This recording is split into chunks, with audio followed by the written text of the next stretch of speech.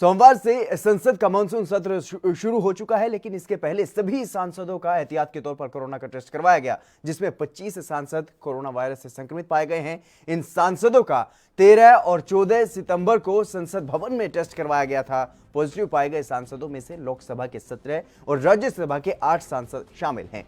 लोकसभा के कोरोना संक्रमित सांसदों में सबसे ज्यादा 12 सांसद बीजेपी के हैं और वायरस कांग्रेस के 2, शिवसेना डीएमके और आरएलपी के 1-1 सांसद हैं।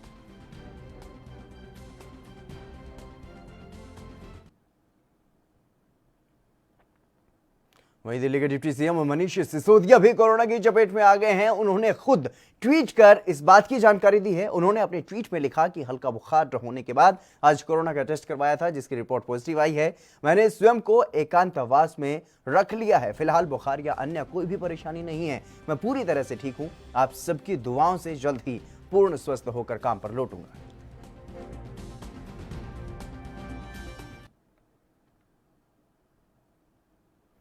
कोरोना के साए में संसद का मानसून सत्र शुरू हुआ तो पहले दिन राज्यसभा के उपसभापति का चुनाव भी हुआ, जिसमें एनडीए के प्रत्याशी हरिवंश नारायण सिंह के निर्वाचन की घोषणा की गई है। वो लगातार दूसरी बार राज्यसभा के उपसभापति चुने गए हैं। हरिवंश नारायण सिंह ने विपक्ष के साझा उम्मीदवार मनोज झा को पराजित किया है। मनोज झा राष्ट्रीय जनता दल से सांसद हैं और बता दें कि जेडीयू के राज्यसभा सांसद हरिवंश पहले पत्रकारिता से जुड़े रहे हैं।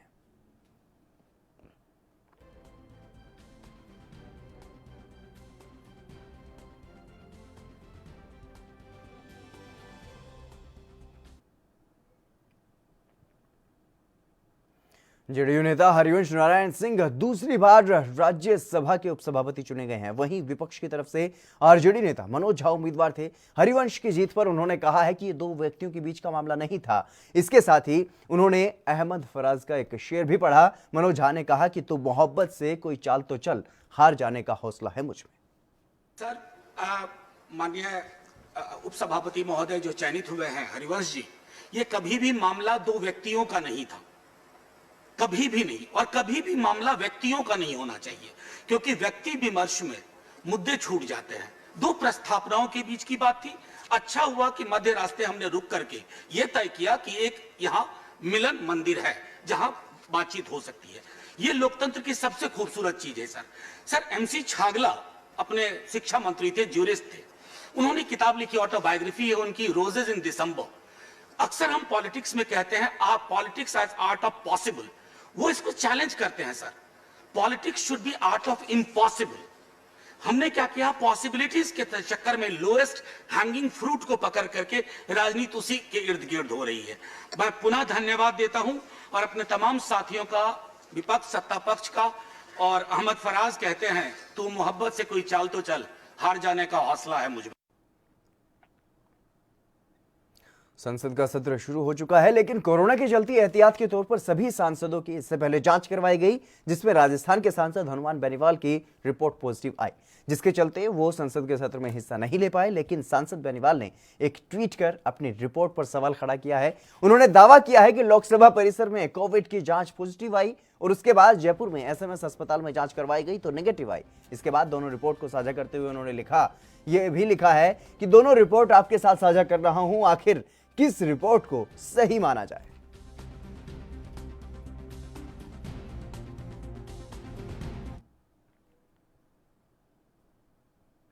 कांग्रेस नेता राहुल गांधी ने किसानों की समस्या को लेकर मोदी सरकार पर निशाना साधा है और 3 अध्यादेशों को लेकर के गंभीर आरोप भी लगाए हैं।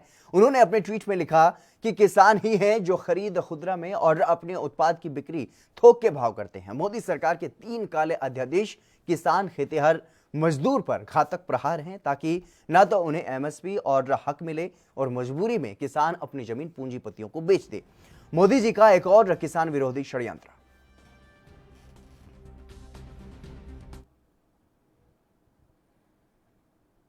केंद्रीय मानव संसाधन विकास मंत्री रमेश पोखरियाल ने नीट और जेईई की परीक्षाओं पर प्रतिक्रिया दी है। उन्होंने कहा है कि छात्रों ने सकारात्मकता दिखाई है। परीक्षा देने के बाद छात्र खुश नजर आए। वहीं उन्होंने कहा कि छात्रों का भविष्य और सुरक्षा दोनों ही जरूरी है। छात्रों को बहुत बधाई देनी है और मुझे अब बहुत आश्वस्त हूँ कि मेरा देश का जो छात्र है वो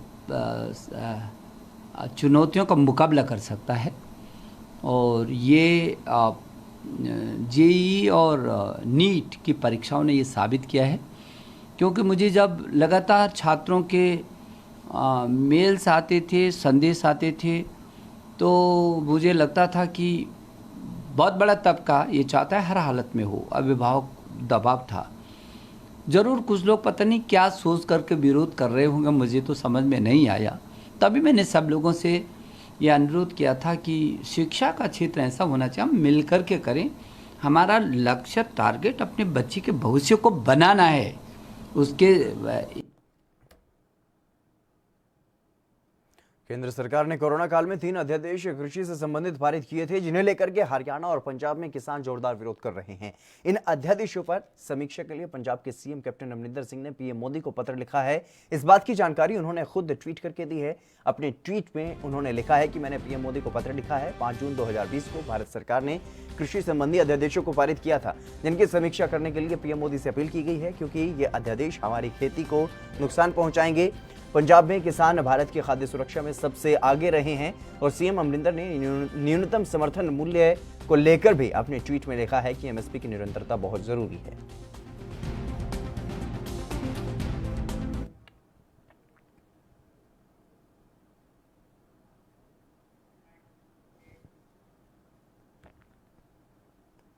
जम्मू कश्मीर में उद्योग और वाणिज्य जगत को पटरी पर लाने के लिए सरकार काम कर रही है। एक हफ्ते के भीतर केंद्र सरकार किसी बड़े वित्तीय पैकेज का ऐलान भी कर सकती है। जम्मू कश्मीर अर्थव्यवस्था और व्यापारिक क्षेत्र बीते कुछ सालों से लगातार मंदी की मार झेल रहा था। इसकी बेहतरी के लिए पैकेज की रूपरेखा तैयार करने के लिए गठित समिति ने अपनी रिपोर्ट दाखिल कर दी है। ये जानकारी केंद्र शासित जम्मू कश्मीर प्रदेश के उपराज्यपाल मनोज सिन्हा ने दी है। उन्होंने कहा है कि सिर्फ व्यापारिक जगत की बेहतरी के लिए नहीं, बल्कि ग्रामीण अंचलों के विकास पर भी विशेष जोर दिया जा रहा है।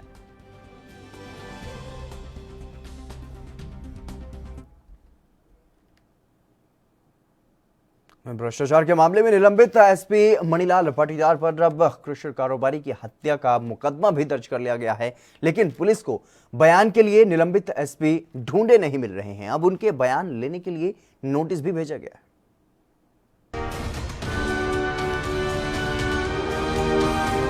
यूपी के महोबा जिले के पूर्व एसपी और निलंबित आईपीएस अधिकारी मणिलाल पाटीदार की मुश्किलें बढ़ गई हैं। महोबा में जिस व्यापारी को गोली मारी गई थी, उसकी रविवार शाम इलाज के दौरान मौत हो गई। इसी मामले में पाटीदार के खिलाफ पहले से आईपीसी 307 यानी कि हत्या के प्रयास और 120 भी आपराधिक षड्यंत्र की धाराओं में केस दर्ज है।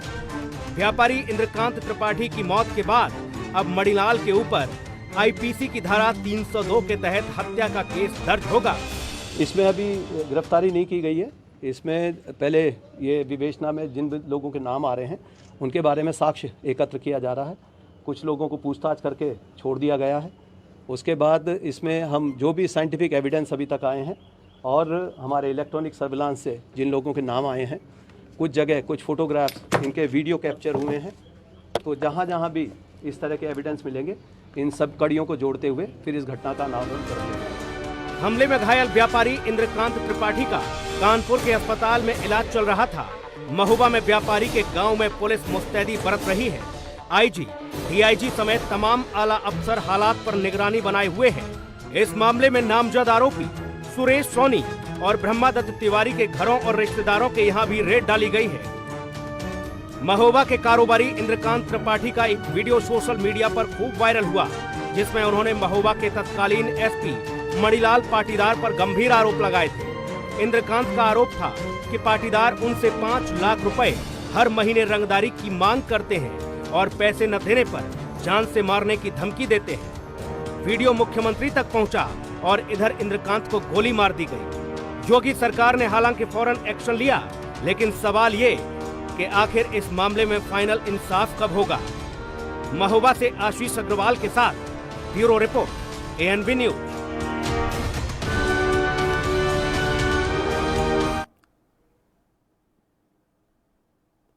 वहीं इसी सिलसिले में महोबा जा रहे कांग्रेस प्रदेश अध्यक्ष अजय कुमार लल्लू और विधायक दल की नेता आराधना मिश्रा को पुलिस ने हिरासत में ले लिया। घाटमपुर में पुलिस ने अजय लल्लू और आराधना मिश्रा मोना को हिरासत में लिया है। महोबा के मृतक व्यापारी इंद्रकांत त्रिपाठी के परिजनों से मिलने के लिए दोनों कांग्रेस नेता जा रहे थे। महोबा के इंद्रकांत त्रिपाठी की हत्या हुई थी। इसी मामले में सरकारी महकमे के ऊपर रंगदारी और प्रताड़ना का भी आरोप लग रहा है और इसी सिलसिले में ये दोनों कांग्रेसी नेता जा रहे थे, लेकिन उससे पहले ही उन्हें हिरासत में ले लिया गया। गुंडागर्दी है।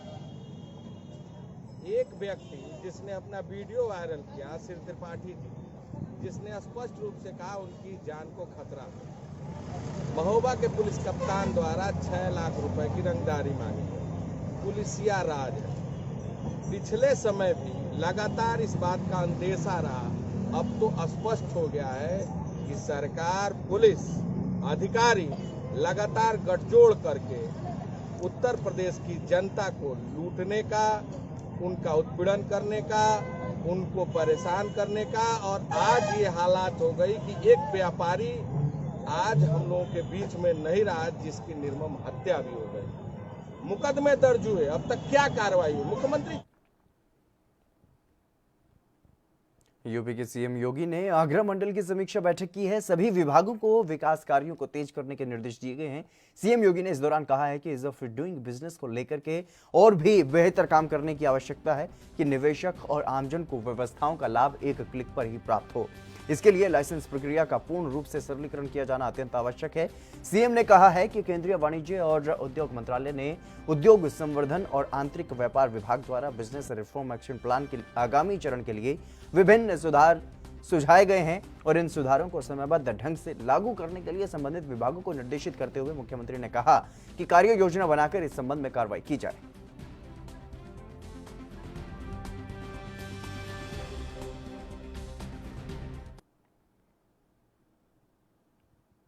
आपका अपना न्यूज चैनल लगातार सच्चाई की राह पर आगे बढ़ रहा है। आपके प्यार और स्नेह के बूते लगातार एएनबी न्यूज का विस्तार हो रहा है।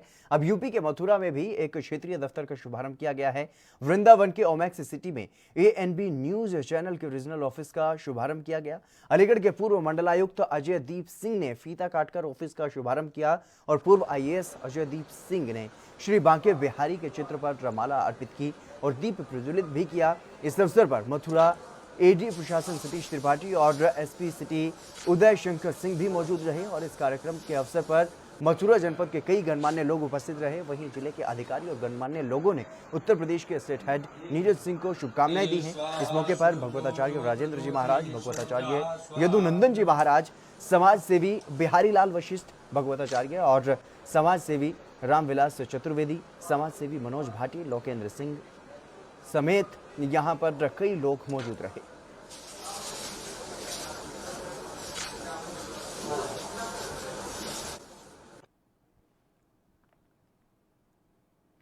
तेलंगाना के हैदराबाद में स्कूल फीस के विरोध में अभिभावकों ने अनोखा विरोध प्रदर्शन किया है और स्कूलों से फीस माफ करने की अपील की गई है। कोरोना के कारण लगातार जिस तरह से देश में लॉकडाउन रहा है, उसे लेकर अभिभावकों का कहना है कि उन्हें राहत दी जाए और साथ ही इस प्रदर्शन में अनोखे तरीके से 2 बॉक्स बना करके ध्यान आकर्षित करने की कोशिश की गई है। एक में शिकायत और दूसरे बॉक्स में फूल रखा गया।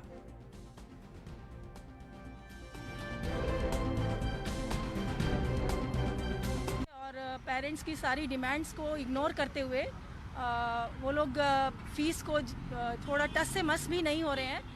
कई स्कूलों में जिन्होंने बढ़ाया था फीस, वो भी खाली दिखाने के लिए उन्होंने रोल बैक किया है। जियो 46 जो गवर्नमेंट की तरफ से हमारे सीएम सर की तरफ से डायरेक्टिव्स के हिसाब से आया था, उसके हिसाब से भी जैसे कि जियो 46 में बताया है कि 2 पॉइंट्स हैं। एक तो फीस नहीं बढ़ा सकते हैं कोई भी तरह की, और सिर्फ नॉमिनल ट्यूशन फीस ले सकते हैं। लेकिन स्कूल्स उसकी वजह से उसकी बजाय वो लोग मैनिपुलेट करके फीस स्ट्रक्चर्स पूरी फीस जितनी उन्होंने लास्ट ईयर लिया था, हालांकि ज़्यादा ही होगी, और उसमें वो लोग सारी डिफरेंट इंस्टॉलमेंट्स में 11, 12, 10 जो भी टर्म के हिसाब से सारी फीस वो लोग वसूलने की कोशिश कर रहे हैं। पेरेंट्स जो कि जिनकी तो अब ये भी तरीका हम लोग अपना के देख रहे हैं, शायद इससे कुछ बात बन जाए। एक लेटर देंगे सब रिप्रेजेंटेटिव्स की तरफ से जो HSPA को रिप्रेजेंट कर रहे हैं पेरेंट्स, और ये नए तरीके से हम लोग आजमा रहे हैं, शायद हमारी बात सुनी जाए। लेटर उसके साथ में एक फ्लावर दे रहे हैं। क्योंकि हमने हर तरीके से कोशिश कर ली, इंडिविजुअली सब अपने अपने स्कूल के सामने। भारत में कोरोना मरीजों की संख्या में तेजी से इजाफा हो रहा है। ऐसे में सरकार बुजुर्गों और हाई रिस्क वाले वर्क प्लेस पर काम कर रहे लोगों को आपातकालीन स्थिति में कोविड-19 वैक्सीन दिए जाने पर विचार कर सकती है। केंद्रीय स्वास्थ्य मंत्री डॉक्टर हर्षवर्धन ने खुद रविवार को संडे संवाद नाम के एक सोशल मीडिया इंटरेक्शन में इस बात का जिक्र किया है और अधिकारियों का कहना है कि वैक्सीन ट्रायल का फाइनल फेज पूरा होने में अभी 6 से 9 महीने लग सकते हैं। ऐसे में एक बार वैक्सीन की प्रभावशीलता और सुरक्षा को सुनिश्चित कर लिया जाए तो फास्ट ट्रैक वैक्सीन यानी कि आपातकाल स्थिति में गंभीर रूप से पीड़ित मरीजों को वैक्सीन देने का काम शुरू किया जा सकता है।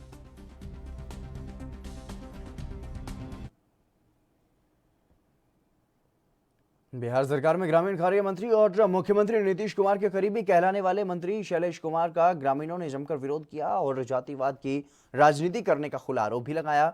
ग्रामीणों ने मंत्री शैलेश कुमार को आईना दिखाते हुए कहा कि उन्होंने जमालपुर का विकास करने के बजाय सिर्फ जातिवाद की राजनीति की है।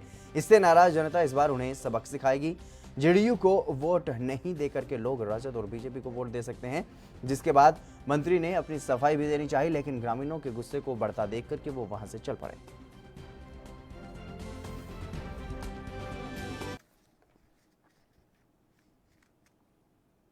सुशांत सिंह राजपूत केस में मुखर रहने वाली अभिनेत्री कंगना रनौत के मुंबई दफ्तर को बीएमसी द्वारा तोड़े जाने के बाद देश भर में महाराष्ट्र सरकार और शिवसेना की खूब किरकिरी हुई। कंगना के खिलाफ हुई कार्रवाई को लोगों ने बदले की भावना से उठाया गया कदम बताया और उद्धव सरकार की जमकर आलोचना की गई। यहां तक कि अयोध्या के संत भी कंगना के समर्थन में बयानबाजी करते हुए सुनाई पड़ रहे हैं। श्री राम जन्मभूमि तीर्थ क्षेत्र ट्रस्ट के महासचिव चंपत राय ने भी इस मामले पर प्रतिक्रिया दी है। उद्धव ठाकरे का समर्थन करते हुए चंपत राय ने यहां पर कहा है कि अयोध्या में किसने अपनी मां का दूध पिया है जो उनको यहां आने से रोक सके। हम उद्धव ठाकरे का अयोध्या में स्वागत करते हैं।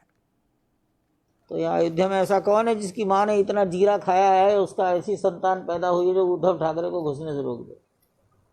सर ये बेकार की बातें हैं, निरर्थक बातें हैं। ये झगड़ा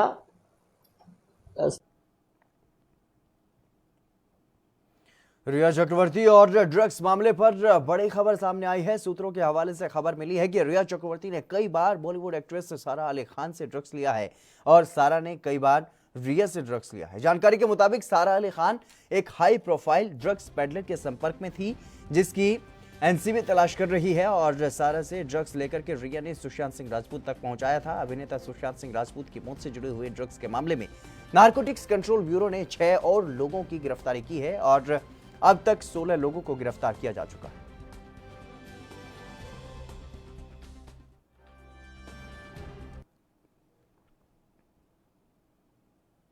महाराष्ट्र सरकार और फिल्म अभिनेत्री कंगना रनौत के बीच की जंग जो है वो कम होने का नाम नहीं ले रही है।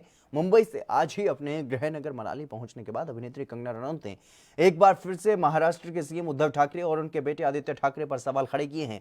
एक ट्वीट में कंगना ने यह कहा है कि महाराष्ट्र के मुख्यमंत्री की मूल समस्या यह है कि मैंने फिल्म माफिया सुशांत सिंह राजपूत के हत्यारों और उसके ड्रग रैकेट का पर्दाफाश किया है, जो ये सब सीएम के प्यारे बेटे आदित्य ठाकरे के साथ हैं। यही मेरा सबसे बड़ा अपराध है जिसकी वजह से महाराष्ट्र के सीएम उद्धव ठाकरे मुझे सबक सिखाना चाहते हैं। इसके साथ ही उन्होंने कहा है कि आइए देखते हैं कौन क्या फिक्स करता है।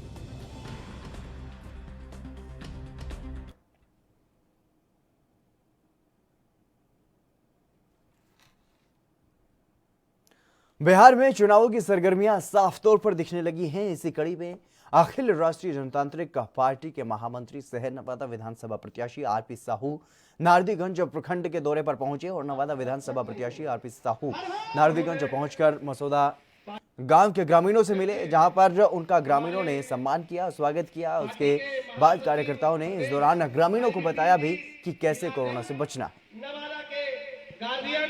भाई बंधु दोस्त माता एवं बहनों, मैं उसे हार्दिक अभिनंदन। आज मसौदा ग्राम के ग्रामीणों ने हमें अपने यहाँ बुलाया और सभा बुलाकर सभी ग्रामीणों के बीच में सम्मानित भी किया। हमारे कार्यकर्ताओं ने उनके लिए जागरूकता भी बताई कि कोरोना से कैसे बचना है।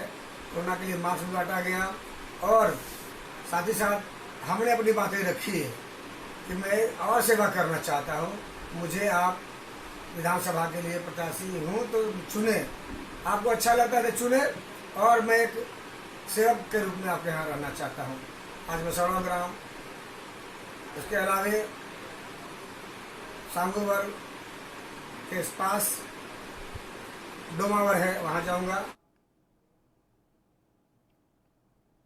यूपी के मथुरा में पुलिस लगातार ट्रैफिक अभियान चला रही है। वहीं भूतेश्वर चौराहे पर जहां पुलिस ने अपराध और अपराधियों पर अंकुश लगाने और ट्रैफिक नियमों का पालन कराने के लिए चेकिंग अभियान चलाया, लेकिन वहीं 2 युवक रॉन्ग साइड से भागते हुए जा रहे थे, जिसके चलते वो ऑटो से टकरा गए और वहीं पुलिसकर्मियों ने दोनों युवकों को पकड़ लिया और उनकी पिटाई की। घटना का वीडियो अब सोशल मीडिया पर वायरल हो रहा है।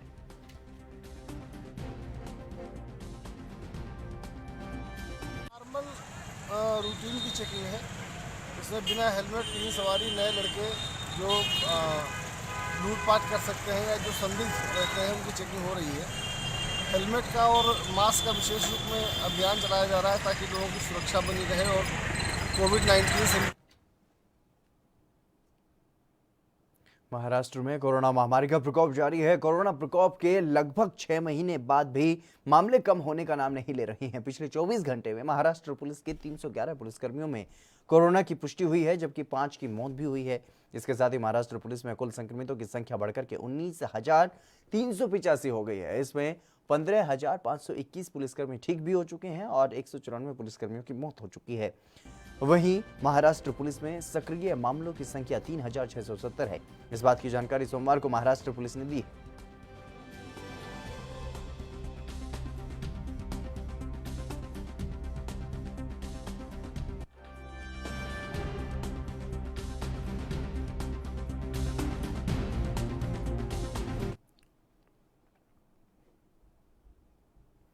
पंजाब के मोगा में शिवसेना पंजाब की हंगामी मीटिंग का आयोजन किया गया। मीटिंग राष्ट्रीय प्रधान और राष्ट्रीय चेयरमैन के दिशा निर्देशों में जिला प्रधान राम कुमार की अध्यक्षता में की गई, जिसमें जिला प्रधान ने प्रेस वार्ता में कहा कि पिछले दिनों गुरपतवंत सिंह पन्नू ने पंजाब बंद की कॉल दी थी, जिसका पूरे पंजाब में शिवसेना पंजाब ने विरोध किया, जिसके चलते बंद की कॉल पूरी तरह से असफल रही और इसी असफल को कामयाब बनाने में पंजाब के लोग और दुकानदारों ने मुंहतोड़ जवाब दिया।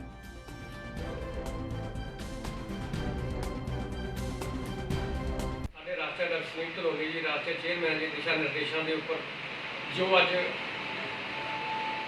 विदेशों में बैठे गुरबंत सिंह पुन्नू वर्गे गद्दार जो कि पंजाब का माहौल खराब करना चाहते हैं, इस तो पहला भी उन्होंने पंजाब के गुरदासपुर के कस्बा खदिया में एक ऐसा बुजुर्ग जोड़ा है जिसके हालात बद से बदतर हैं। ये बुजुर्ग जोड़ा नर्क की जिंदगी जीने के लिए मजबूर है और इस बुजुर्ग के 2 बेटे थे जिनकी मौत हो चुकी है। बुजुर्ग दंपति के हालात ये हैं कि जो माता है वो मानसिक रूप से विक्षिप्त होने के चलते निर्वस्त्र होकर कई बार गलियों में घूमती हुई दिखाई देती हैं और बुजुर्गों को भी शुगर की बीमारी है और पाँव पर चोट लगी है। घर के हालात ये हैं कि गंदगी के चलते वहाँ खड़ा होना भी मुश्किल है।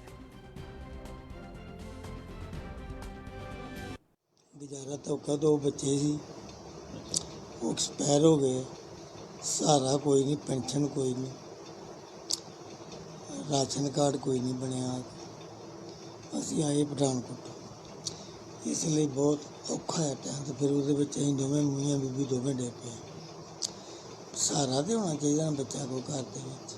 जे तुहाडे 2 बच्चे सी उन्हां दी किदां हो गया, किन्नी उम्र च उदां इदां हो गया? वो तो एक 30 साल का सी, एक 25 साल का सी।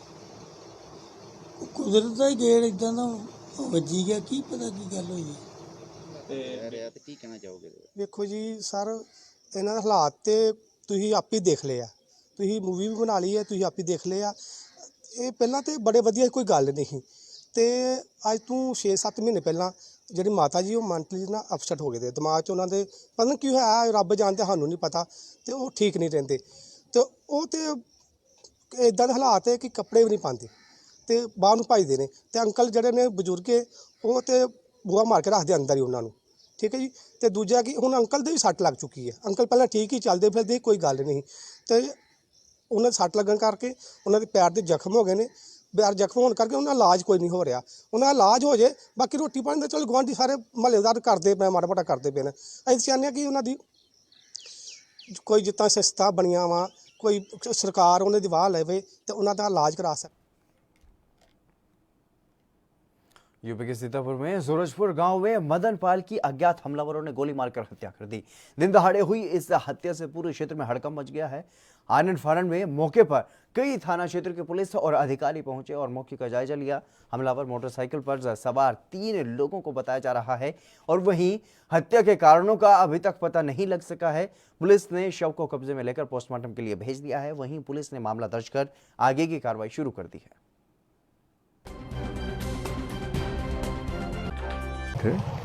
और रास्ते में जो है ग्राम मल्लपुर पड़ता है, वहाँ अज्ञात लोगों ने इनको गोली मार दी। अस्पताल ले जाते समय इनकी मृत्यु हो गई। जैसे ही सूचना मिली तत्परतापूर्वक थाने की टीम पहुंची। मौके पर जो है उनका पंचायतनामा कार्रवाई पूर्ण करके पोस्टमार्टम हेतु शव को भेजा गया है। पुलिस अधीक्षक महोदय के निर्देशन में उनके आदेश पर इसके अनावरण के लिए 5 टीमें गठित की गई हैं। वो टीमें जो उनको कार्य महाराष्ट्र के मुंबई में सयान अस्पताल में तब हंगामा मच गया जब 2 मृतकों के शरीर आपस में बदल दिए गए। सयान अस्पताल में एक सड़क दुर्घटना में घायल हुआ शख्स का इलाज चल रहा था, जिसके बाद उसकी मौत हो गई। अस्पताल में मृतक के रिश्तेदारों ने शोर तब मचाया जब उन्हें पता चला कि उनके मरीज का शव किसी दूसरे शव से बदल दिया गया है और रिश्तेदारों की जानकारी में आया कि उनके मरीज के शव का अंतिम संस्कार दूसरे परिवार ने कर दिया है। इसके बाद रिश्तेदारों ने अस्पताल में हंगामा करना शुरू कर दिया, जिसके बाद वहां भीड़ इकट्ठा हो गई। हालांकि बीएमसी ने इस पर एक्शन लेते हुए अस्पताल के 2 स्टाफ को सस्पेंड भी कर दिया है और मामले की जांच के लिए कमेटी का गठन कर दिया गया। एक्सीडेंट हो गया था, सर पे मार लगा हुआ था। सर पे मार लगा तो हम लोग दवाखाना साइन हॉस्पिटल लेके गए। हॉस्पिटल में सर पे देखने के बदले में सर को दिया किडनी भी निकाल दिया, उसका किडनी के तरफ पूरा काट दिया। अच्छा। और जब खत्म हो गया बोल के बॉडी लेने गया, बॉडी भी हम लोग को नहीं ले रहा, किसी और को बॉडी दे दिया बोलते हैं। आप क्या लगती हो? मैं उसकी बहन हूँ। कब किस लिए एडमिट किया गया था? एडमिट उसका एक्सीडेंट हो गया था, सर पे मार लगा हुआ था। अच्छा, तो जब आप हॉस्पिटल पहुंचे तो क्या कहा? हॉस्पिटल में मेरे को रात को 2:30 बजे फोन आया, आपका पेशेंट खत्म हो गया करके। जाके देखा तो ऑक्सीजन में रखा हुआ था, बोला ऑक्सीजन में सांस चल रहा है। जब चादर हटाया तो यहाँ से यहाँ तक फाड़ेला था। अच्छा। बोलता उसका दिमाग इधर रखा है, ऐसा कैसा यहाँ का दिमाग पेट में कोई रखता तो है? आप बॉडी के साथ नहीं गए थे मॉर्चुरी में? आप बॉडी के साथ नहीं गए? घर में भेज दिया, तुम लोग जाओ करके। तो कितने बजे आपको पता चला कि बॉडी नहीं है, बॉडी किसी और को दे दी? बॉडी दिया था दोपहर में हमारे हाथ में, तो कोई गाँव से आ रहा बोल के हमने बोला 15 मिनट और रख। देखा तो फिर भूल कर दिया, किसी और को दे दिया बॉडी। तो चलिए फिलहाल रुकेंगे एक छोटे से ब्रेक के लिए, जल्द हाजिर होंगे।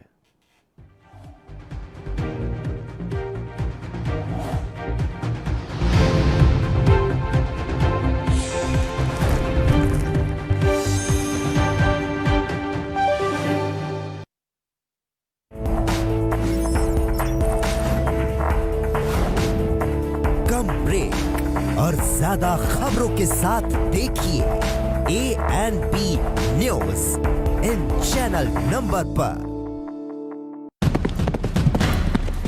नई ऊर्जा, नई ताकत का एहसास एक्सप्लस गोल्ड किट बना है पुरुषों के लिए खास। कैप्सूल, ऑयल, क्रीम और पाउडर 30 सालों से मर्दों का भरोसेमंद एक्सप्लस गोल्ड किट मेडिकल स्टोर्स में उपलब्ध।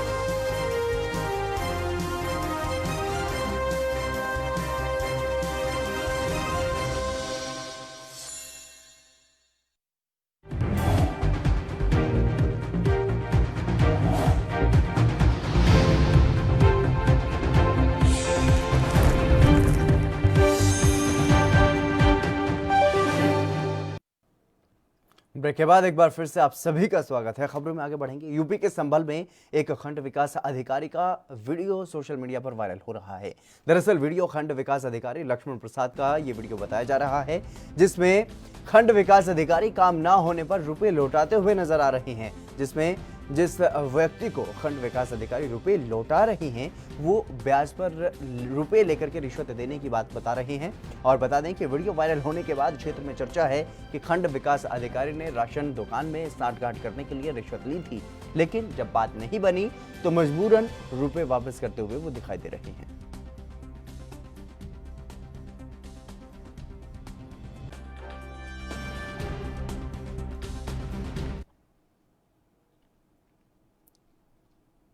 चंडीगढ़ के धनास गांव में काली माता मंदिर में एक अजीब तरह की घटना सामने आई है। दरअसल मंदिर के सामने लगे त्रिशूल में एक युवक ने अपना सिर फंसाकर आत्महत्या कर ली। युवक की यह हरकत मंदिर में लगे हुए सीसीटीवी कैमरों में कैद हो गई। दरअसल जानकारी के अनुसार मृतक मंदिर की मूर्तियों के पास जाकर बारी बारी से माथा टेकने लगा और जिसके बाद जहां पर त्रिशूल लगा था उसे हिलाने लगा। एकाएक उसने अपने सिर को त्रिशूल में फंसा लिया और मंदिर के पुजारी ने यह बताया है कि उसने त्रिशूल में फंसा हुआ व्यक्ति देखा तो उसके बाद मंदिर प्रधान और पुलिस को सूचना दी गई। पुलिस ने पहुंचकर कार्रवाई की और शव को अस्पताल की मोर्चरी में रखा।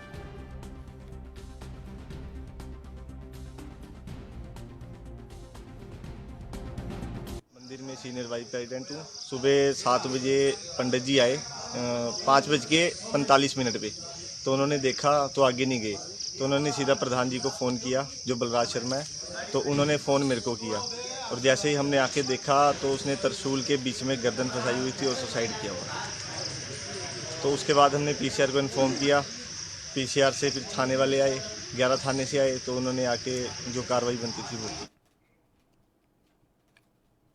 बिहार में विधानसभा चुनाव नजदीक हैं, जिसे लेकर के बिहार की तमाम पार्टियां अपने स्तर से चुनावी प्रचार में लग चुकी हैं और सूबे में अभी एनडीए की सरकार पिछले 15 सालों से है और वर्तमान सरकार राज्य में विकास के दावे करती हुई नजर आ रही है। विकास की ओर अग्रसर ऐसी ही एक पंचायत के बारे में आज हम आपको बताने जा रहे हैं। दरअसल राजधानी पटना से सटे हुए नौबतपुर प्रखंड मुख्यालय से लगभग 10 किलोमीटर दूर 12 पंचायत है, जहां पर पिछले कई सालों से नक्सलवादी संगठनों का बोलबाला रहा करता था। लेकिन नीतीश सरकार ने 15 सालों में अब ये क्षेत्र विकास की ओर बढ़ गया है और खासतौर पर नीतीश सरकार की महत्वाकांक्षी योजना से एक साथ निश्चय योजना भी इस पंचायत में काफी हद तक पूरी हो चुकी है और नक्सलाइट या नक्सलवाद जैसे संगठन इस पंचायत से खत्म हो चुके हैं।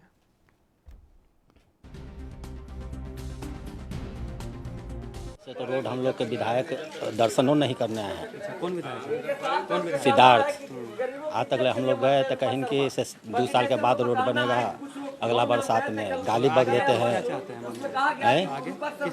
आगे क्या चाहते हैं? रोड चाहिए हम लोग के, और चाहिए रोड बनी है अभी ना? नहीं, रोड कहाँ, तरहारी से हम लोग के कोई आने जाने के साधन नहीं।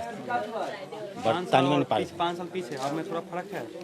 5 साल पीछे के बाद और अभी फर्क है।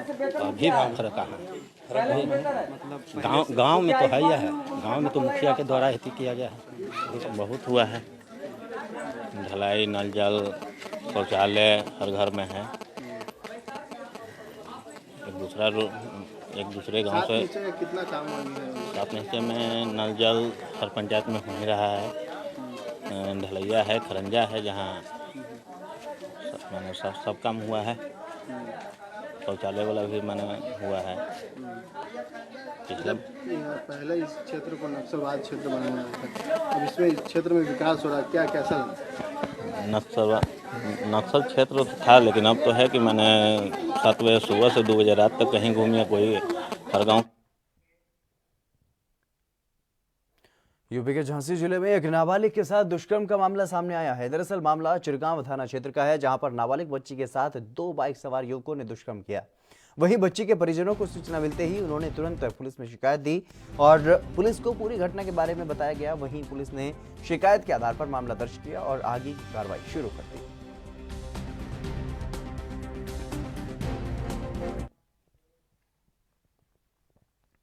यूपी के शाहजहांपुर पुलिस को बड़ी कामयाबी हाथ लगी है। दरअसल पुलिस ने शराब तस्करी करने वाले गिरोह का खुलासा किया है। पुलिस टीम ने शक के आधार पर घेराबंदी कर फरीदपुर रोड पर 3 अभियुक्तों की तलाशी ली, जिसमें 3 अभियुक्तों को नकली फाइटर कंपनी की अवैध शराब की 40 पेटी और 1917 पौवों के साथ गिरफ्तार किया गया है और पूछताछ में अभियुक्त गणों ने बताया है कि वो शराब हरियाणा से लाकर के यूपी में बेचते हैं। वहीं पुलिस ने तीनों आरोपियों को गिरफ्तार कर लिया है और आगे की कार्रवाई शुरू कर दी।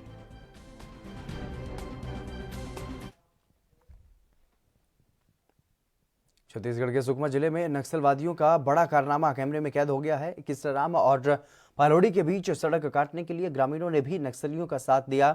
ड्रोन के जरिए जब सुरक्षा बलों को इस बात की जानकारी हुई तो वो मौके पर पहुंचे और इस दौरान सुरक्षा बलों को आता हुआ देख नक्सलियों ने फायरिंग शुरू कर दी। हालांकि सुरक्षा बलों की जवाबी कार्रवाई में नक्सली भाग खड़े हुए। सुकमा पुलिस अधीक्षक शलभ सिन्हा ने यह बताया है कि रविवार को नक्सली ग्रामीणों की मदद से सड़क काटने के लिए जा रहे थे। नक्सलियों का यह वीडियो किस्टाराम थाना क्षेत्र पालोड़ी इलाके का है।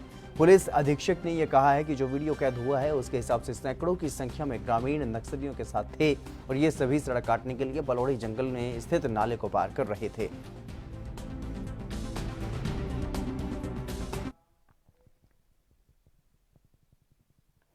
यूपी के बाराबंकी में रोडवेज की जनरत बस भीषण हादसे का शिकार हो गई और दरअसल बस गोरखपुर से लखनऊ की तरफ जा रही थी।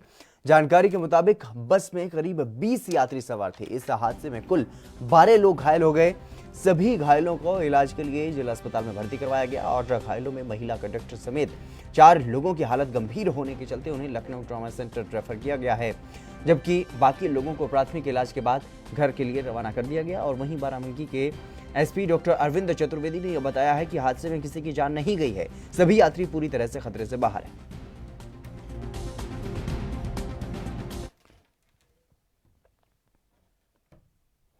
यूपी के कानपुर में जमीनी विवाद मामले को सुलझाने के लिए पुलिस की टीम पहुंची थी, लेकिन पुलिस की टीम ने खुद ही गांव वालों के साथ मारपीट करनी शुरू कर दी। दरअसल मामला मंगलपुर थाना क्षेत्र के भदे मऊ गांव का है, जहां पर पुलिस टीम एक जमीनी विवाद को सुलझाने के लिए पहुंची थी, लेकिन पुलिस खुद ही मारपीट वहां पर करने लगी। वहीं घटना का वीडियो अब सोशल मीडिया पर वायरल हो गया है। बता दें कि दरोगा विष्णुकांत तिवारी का पहले भी एक वीडियो सोशल मीडिया पर वायरल हुआ है।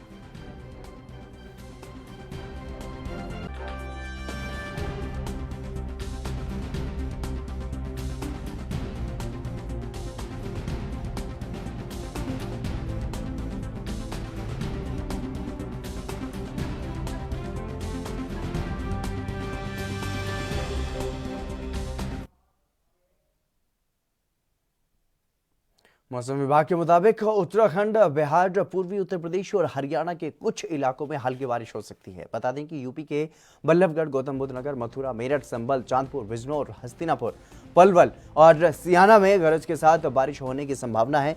बंगाल की खाड़ी के पश्चिमी मध्य हिस्सों पर और आंध्र प्रदेश के तटों के करीब निम्न दबाव का क्षेत्र बना हुआ है, जबकि अरब सागर के उत्तर पूर्वी भागों और इससे सटे हुए गुजरात के तटों पर चक्रवाती हवाओं का क्षेत्र बना हुआ है। मौसम विभाग ने पश्चिम मध्य प्रदेश, तेलंगाना, रायसीना और अरुणाचल प्रदेश में अगले 12 घंटे के दौरान बारिश होने की संभावना जताई।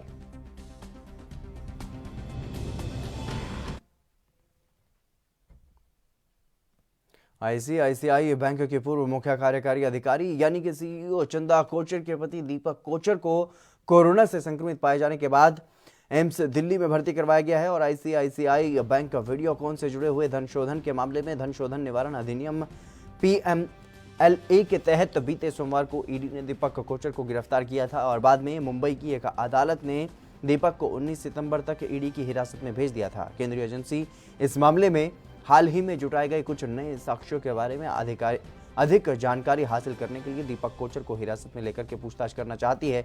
रिमांड दिए जाने का अनुरोध करते हुए अतिरिक्त सॉलिसिटर जनरल अनिल सिंह ने अदालत को बताया कि दीपक कोचर जांच में सहयोग नहीं कर रहे हैं और उनसे पूछताछ किए जाने की जरूरत है। ईडी ने अदालत को यह भी बताया है कि जांच में पाया गया है कि 7 सितंबर 2009 को आईसीआईसीआई बैंक ने वीडियोकॉन इंटरनेशनल इलेक्ट्रॉनिक्स लिमिटेड को 300 करोड़ रुपए के कर्ज की मंजूरी दी थी।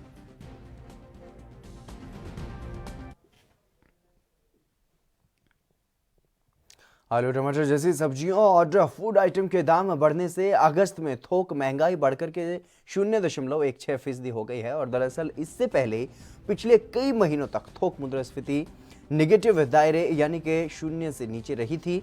और वाणिज्य और उद्योग मंत्रालय की ओर से जारी आंकड़ों से ये जानकारी सामने आई है। खाने पीने के सामान और मैन्युफैक्चरिंग प्रोडक्ट महंगे होने के अगस्त में थोक मूल्य सूचकांक आधारित मुद्रास्फीति बढ़कर के 0.16% हो गई है और इससे पहले पिछले कई महीनों तक थोक मुद्रास्फीति नकारात्मक दायरे यानी कि 0 से नीचे रही थी।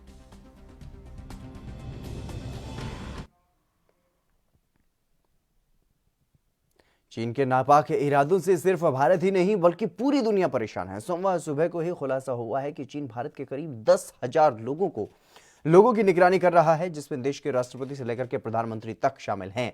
अब एक ऐसा ही खुलासा ब्रिटेन को लेकर के भी हुआ है, जहां एक चीनी कंपनी ने ब्रिटेन के 40,000 लोगों की जासूसी की है। ब्रिटिश अखबार द टेलीग्राफ ने अपनी रिपोर्ट में यह लिखा है कि एक चीनी कंपनी ने करीब ब्रिटेन के 40,000 लोगों का डेटाबेस तैयार किया है, जिसका इस्तेमाल चीनी सरकार अपनी इंटेलिजेंस सर्विस के लिए कर रही है। रिपोर्ट के अनुसार इस कंपनी ने ब्रिटेन के बड़े राजनेताओं, बिजनेसमैन, अभिनेताओं का डाटा जो है वो तैयार किया है और चीनी सर्वर में इन सभी लोगों का एक फोल्डर तैयार किया गया है, जिसमें इन सभी की जानकारियां सिमटी हुई हैं। टेलीग्राफ के दावे के अनुसार चीनी कंपनी ने ब्रिटेन के प्रधानमंत्री बोरिस जॉनसन और उनकी कैबिनेट, शाही परिवार, सेना के अफसर, बिजनेसमैन और कई अपराधियों का डेटाबेस तैयार किया हुआ है।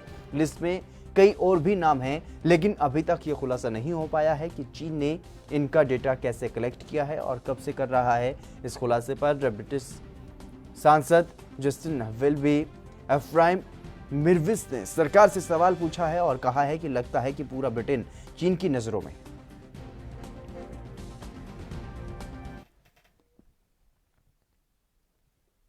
चीन के रक्षा मंत्रालय ने अमेरिका के खिलाफ बड़ा हमला बोला है। अमेरिकी रिपोर्ट में चीन की सैन्य क्षमता में विस्तार और भविष्य में अमेरिका की बराबरी करने के लक्ष्य के बारे में विस्तार से जानकारी दी थी, जिसे चीन ने सिरे से खारिज कर दिया है।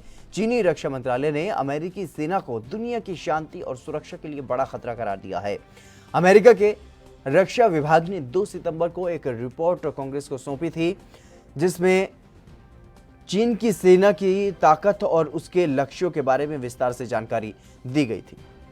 इस रिपोर्ट के मुताबिक चीनी सेना खुद को अमेरिकी सेना से भी अधिक सक्षम बनाने की तरफ काम कर रही है, जो अमेरिका की क्षेत्रीय नीतियों और अंतर्राष्ट्रीय सुरक्षा के लिए खतरा है।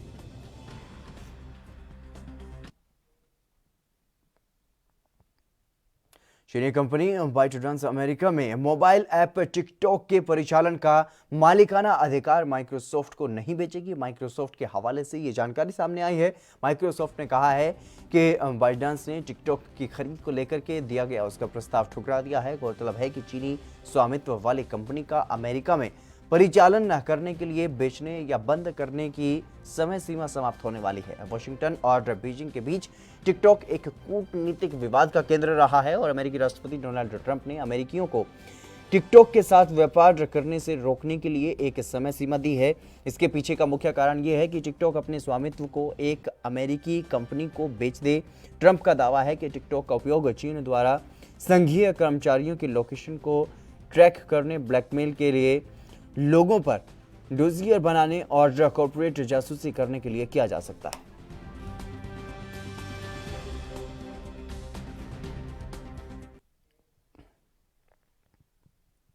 इंडोनेशिया में कोरोना वायरस के बढ़ते मामलों की वजह से सोमवार से एक बार फिर जकार्ता में शहर व्यापी लॉकडाउन लागू हो गया है। कोरोना वायरस का संक्रमण तेजी से फैलने के कारण राजधानी के सभी अस्पतालों में भर्ती होने वाले मरीजों की संख्या बढ़ती जा रही है और ऐसे में लॉकडाउन दोबारा से लागू करने का फैसला लिया गया है।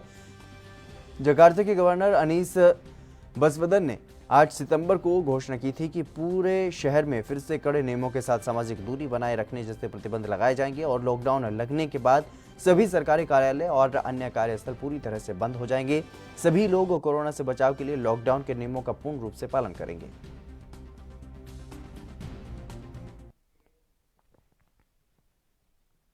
इजरायल के प्रधानमंत्री बेंजामिन नेतन्याहू ने पूरे देश में दूसरी बार लॉकडाउन लगाने का फैसला लिया है। कोरोना के लगातार बढ़ते मामलों की वजह से यह फैसला लिया गया है और खुद प्रधानमंत्री बेंजामिन नेतन्याहू ने इस बात की जानकारी दी है। इजरायल ने 3 सप्ताह के लिए लॉकडाउन की घोषणा की है, जिसे आगे भी बढ़ाया जा सकता है और इजरायल दुनिया का पहला ऐसा देश बन गया है जिसने दूसरी बार देशव्यापी लॉकडाउन लगाया है।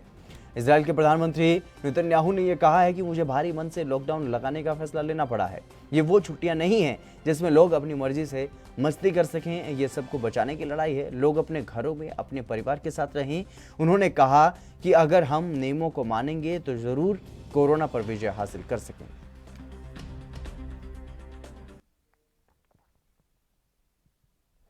चीनी वीरोलॉजिस्ट डॉक्टर ली मेंग यान ने यह दावा किया है कि नोवल कोरोना वायरस वुहान में एक सरकार नियंत्रित प्रयोगशाला में बनाया गया था और उसके पास दावा साबित करने के लिए वैज्ञानिक प्रमाण भी हैं।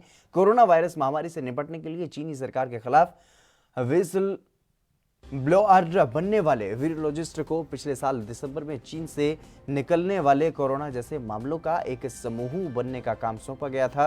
हांगकांग में काम करने वाले शीर्ष वैज्ञानिक ने यह दावा किया कि उन्होंने अपनी जांच के दौरान एक कवर अप ऑपरेशन की खोज की और कहा कि चीनी सरकार को सार्वजनिक रूप से स्वीकार करने से पहले ही वायरस के प्रसार के बारे में पता था। डॉक्टर ली मेंग ने यह भी कहा कि उन्होंने दिसंबर के अंत और जनवरी के शुरू में चीन में निमोनिया पर 2 शोध किए और अपने सुपरवाइजर के साथ परिणाम साझा किए, जो विश्व स्वास्थ्य संगठन के सलाहकार हैं।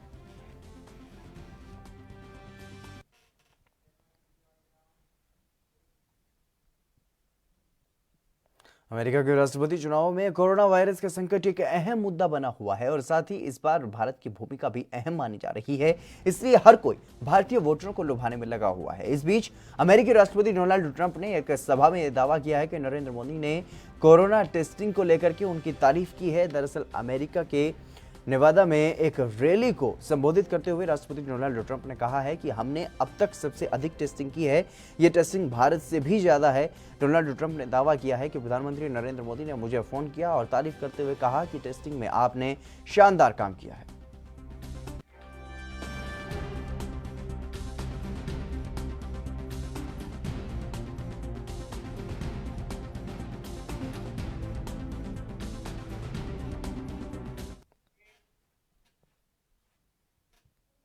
भारत दुनिया का दूसरा सबसे ज्यादा कोरोना वायरस से प्रभावित देश है और अगर संक्रमण की रफ्तार यही रही तो जल्द ही भारत पहले नंबर पर भी पहुंच जाएगा। ऐसे में हर किसी को वैक्सीन का बेसब्री से इंतजार है। हाल ही में एक्ट्रेस मलाइका अरोड़ा ने अपने इंस्टाग्राम अकाउंट से कोरोना की वैक्सीन को लेकर के एक पोस्ट शेयर की है। अपनी पोस्ट में उन्होंने लिखा, कोई वैक्सीन निकाल दो भाई वरना जवानी निकल जाएगी। एक्ट्रेस की इस पोस्ट पर लोग खूब कमेंट कर रहे हैं।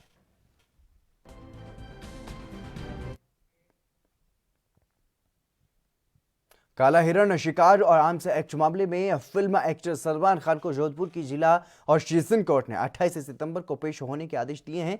दरअसल इस मामले में सोमवार को सुनवाई चल रही थी और सलमान की याचिका पर काला हिरण शिकार मामले और राज्य सरकार की याचिका पर आर्म्स एक्ट मामले की सुनवाई पूरी नहीं हो पाई और सलमान को अगली सुनवाई की तारीख पर खुद कोर्ट ने हाजिर होने का आदेश दिया है और सलमान ने पहले हाजिरी माफी की अपील की थी, जिसे स्वीकार कर लिया गया था। अब 28 सितंबर को जोधपुर कोर्ट में सलमान को पेश होना होगा और ऐसे में सलमान आते हैं या फिर हाजिरी के लिए माफी की अपील की जाती है, यह अभी तय नहीं है।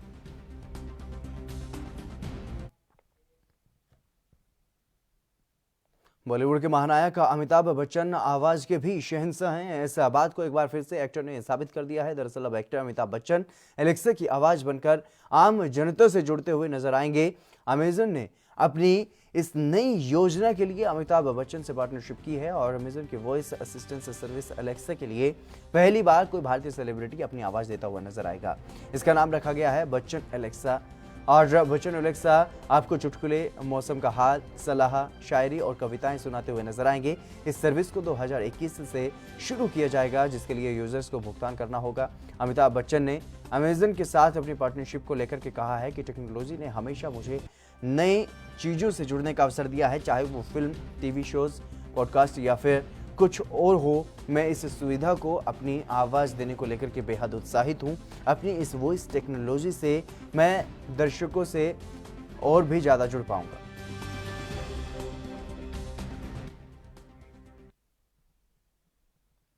बॉलीवुड एक्टर सुशांत सिंह राजपूत के निधन को लेकर के अब भी सेलिब्रिटीज के रिएक्शन आ रहे हैं। टीवी एक्ट्रेस शिल्पा रायजादा बॉलीवुड के इस मामले में चुप्पी साध रखने वाले के लिए सवाल भी उठ रहे हैं। जोधा अकबर की एक्ट्रेस ने यह कहा है कि मुझे सुशांत के लिए न्याय चाहिए। बॉलीवुड चुप क्यों है? कोई भी सुशांत की जिंदगी के लिए एक शब्द नहीं कह रहा है, जबकि आमतौर पर सेलिब्रिटीज हमेशा सोशल मीडिया पर सक्रिय रहते हैं। चाहे वो हाथी पर हुआ हमला हो या फिर कुछ और हो, वो हर इश्यू पर बोल सकते हैं, लेकिन किसी ने भी यहाँ पर सुशांत के लिए आवाज़ नहीं उठाई है। ये वास्तव में बहुत दुखद है। और शिल्पा रायजादा इन दिनों टीवी सीरियल ये रिश्ता क्या कहलाता है में दिखाई दे रही हैं। उन्होंने साझा किया है, उन्होंने हाल ही में सुशांत सिंह राजपूत की आखिरी फिल्म दिल बेचारा देखी है और उन्होंने कहा है कि लोगों को उनकी मौत से पहले उनकी सराहना करनी चाहिए थी, जैसे वो अब कर रहे हैं।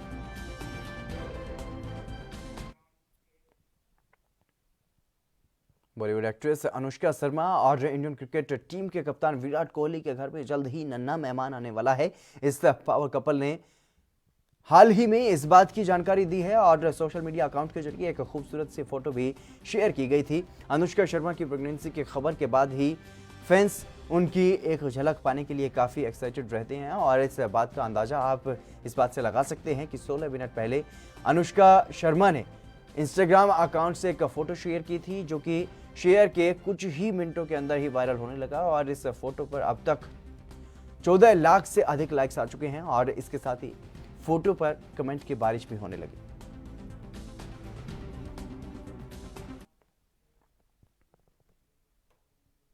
बॉलीवुड के किंग शाहरुख खान साल 2018 में आखिरी बार फिल्म जीरो में दिखाई दिए थे और इस फिल्म में उनके साथ अनुष्का शर्मा और कैटरीना कैफ ने भी मुख्य भूमिका निभाई थी।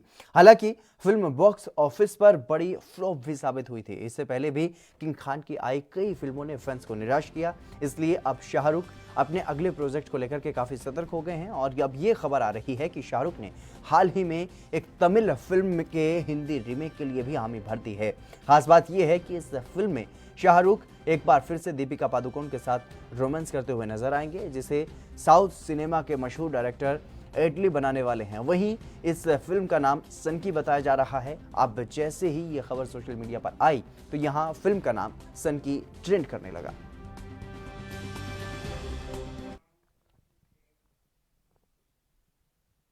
सुशांत सिंह राजपूत की मौत के बाद से इंडस्ट्री में इनसाइडर और आउटसाइडर को लेकर के बहस जारी है। इस मामले पर कंगना रनौत खुले तौर पर इस मुद्दे पर अपना पक्ष रखती हुई दिखाई दी। यही नहीं, कई एक्टर, डायरेक्टर और प्रोड्यूसर्स ने भी इंडस्ट्री में नेपोटिज्म की बात को स्वीकार किया और इस बीच बॉलीवुड एक्टर जॉन अब्राहम ने इनसाइडर और आउटसाइडर के मुद्दे पर अपनी राय रखी है। जॉन अब्राहम के मुताबिक वो इनसाइडर और आउटसाइडर जैसे किसी टर्म को नहीं मानते। हर व्यक्ति को अपनी लड़ाई खुद लड़नी पड़ती है, चाहे आप इसे आसानी से स्वीकार करें या फिर कड़वाहट के साथ। ये आपका निर्णय है, लेकिन ये सच है कि आपको ये लड़ाई खुद ही लड़नी होगी और हर किसी को अपने आप को साबित करना है। या तो आप इसे लेकर के शिकायत करेंगे या फिर सिर झुका करके अपने संघर्ष में जुट जाएंगे।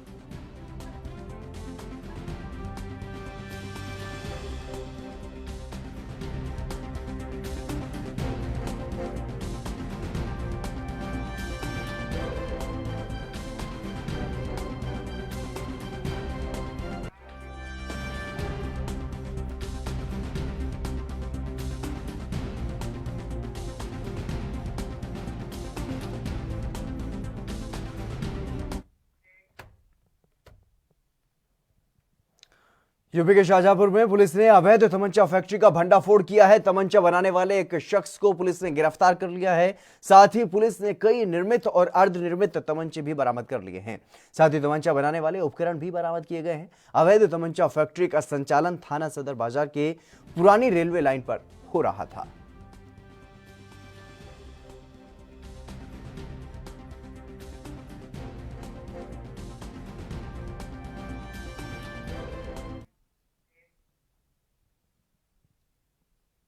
बीजेपी के राष्ट्रीय अध्यक्ष जेपी नड्डा ने सेवा सप्ताह कार्यक्रम के उद्घाटन में कहा कि प्रधानमंत्री मोदी जी का जन्मदिन 17 सितंबर को होता है। इस बार वो 70 साल के हो रहे हैं, इसलिए बीजेपी ने तय किया है कि 14 से 20 सितंबर तक सेवा सप्ताह चलाया जाएगा, क्योंकि उनके जीवन में सेवा प्रमुख लक्ष्य रहा है।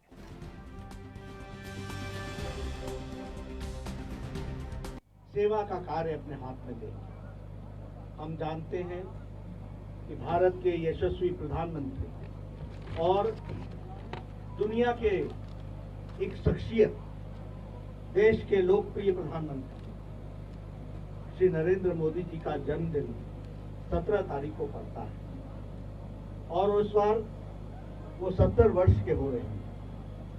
इसलिए भारतीय जनता पार्टी ने तय किया कि 14 तारीख से लेकर के 20 तारीख तक सेवा सप्ताह, क्योंकि उनके जीवन में और उनकी जीवनी में अगर हम देखें तो सेवा प्रमुख लक्ष्य रहा है।